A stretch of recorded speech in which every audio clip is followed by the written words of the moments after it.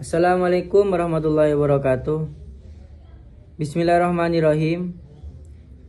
Yang sangat kami muliakan Al-Mukarram Kiai Haji Muhammad Hasan Mutawakkil Allah SHMM selaku pengasuh Pondok Pesantren Zainul Hasan Genggong, beserta yang kami takdimi Dr. Abdul Aziz Wahab selaku Rektor Universitas Zainul Hasan Genggong. Pada kesempatan kali ini, kami akan sedikit mempresentasikan tentang apa itu fikih atau ilmu fikih. Lebih tepatnya fikih daripada Imam Syafi'i. Adapun fikih itu sendiri termasuk dari perkara syariat.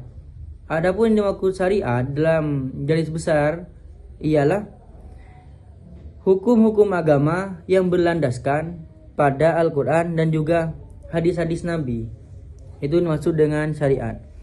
Nah, adapun yang dimaksud dengan fikih itu sendiri ialah suatu ilmu atau bidang ilmuwan yang dimana di dalamnya membahas tentang hukum-hukum Islam yang berlandaskan pada Al-Quran dan juga pada hadis tersebut.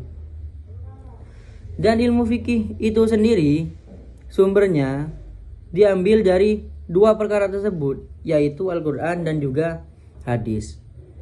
Lebih lengkapnya, apabila suatu hukum tidak ditemukan di dalam Al-Quran, maka bisa diambil kepada hadis Nabi. Bila di dalam hadis tidak ada, maka bisa diambil dari ijma. Adapun ijma sendiri adalah pendapat para ulama, itu ijma. Dan terakhir, apabila tidak ada dalam ijma, maka diambil dari qiyas atau analogi dari pemikiran itu. Nah, adapun manfaat daripada fikih atau guna daripada fikih itu sendiri tak lain dan tak bukan ialah dalam hal ibadah dan muamalah. Yang dimana ibadah ini mengatur hubungan manusia dengan Allah Subhanahu wa taala. Dimana maksud di sini ialah semua tidak boleh kecuali telah ada ketentuannya.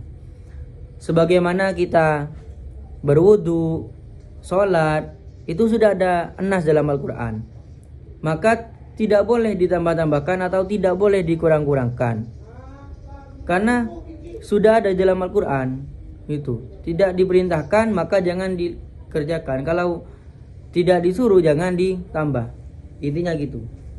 Nah, dan dalam masalah muamalah. Muamalah sini ialah mengatur hubungan antara sesama manusia, itu muamalah. Semua boleh kecuali ada larangannya. Jadi semua hal itu boleh kecuali ada larangannya. Semisal dagang, Allah telah mengharamkan riba dan menghalalkan jual beli. Haramallahul bai'a wa haramar riba di dalam Al-Quran.